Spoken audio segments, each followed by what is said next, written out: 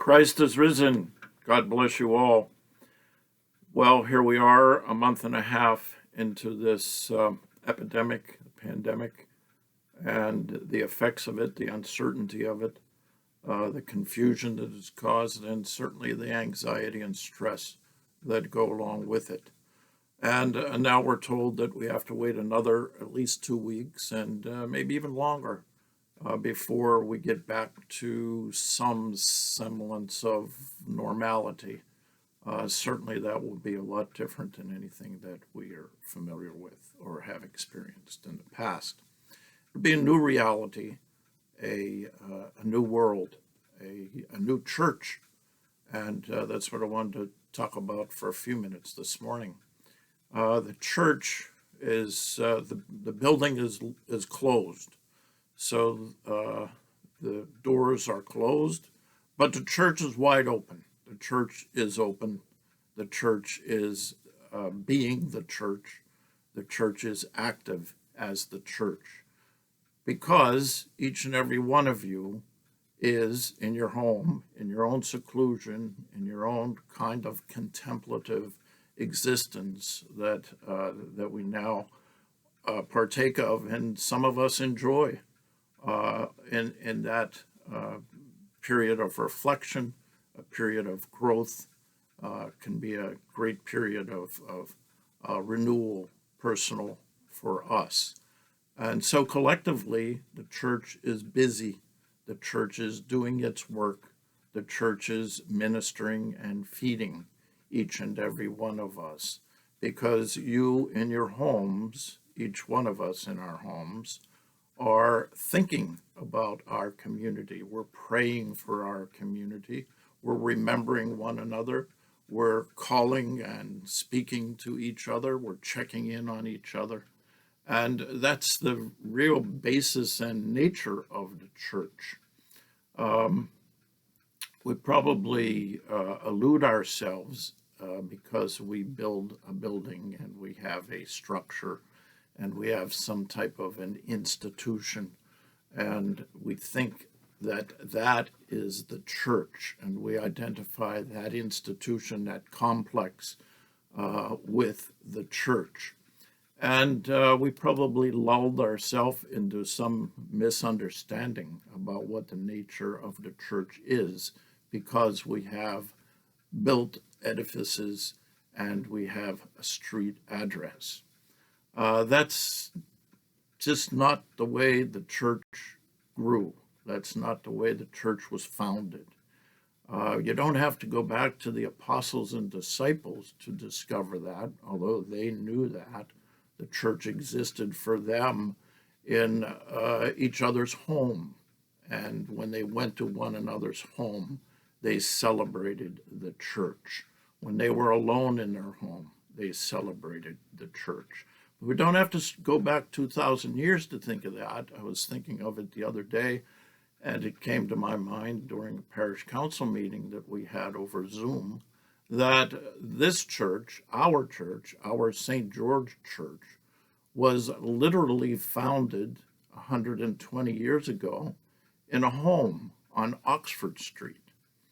Father George Maloof arrived here from Lebanon, Syria at the time, and his brother-in-law, Anton Boulos, offered him a home.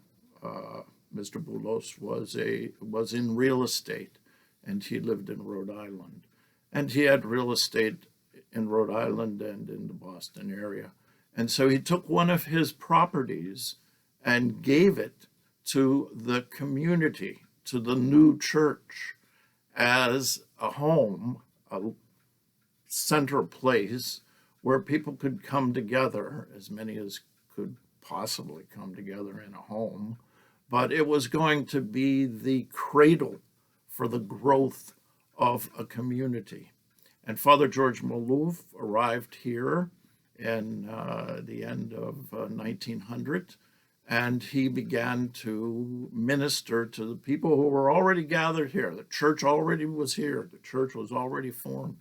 It started in the 1890s with literally young men, young immigrant men who came here for a better life and came here to work and came here to provide for themselves and for their families back home.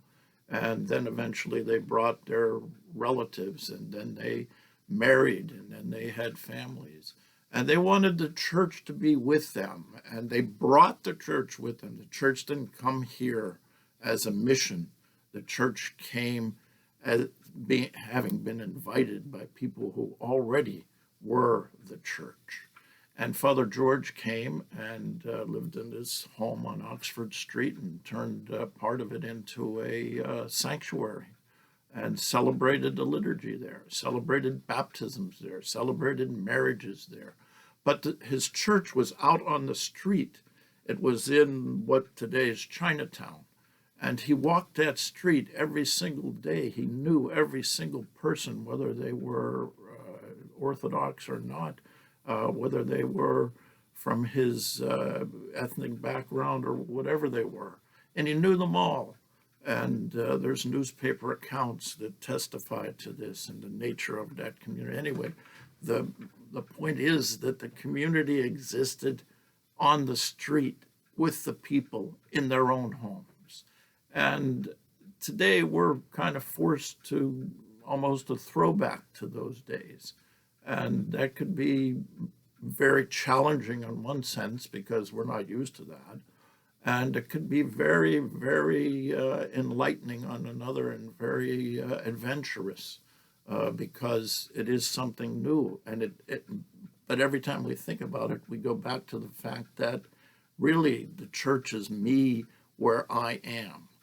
And that's the point. So if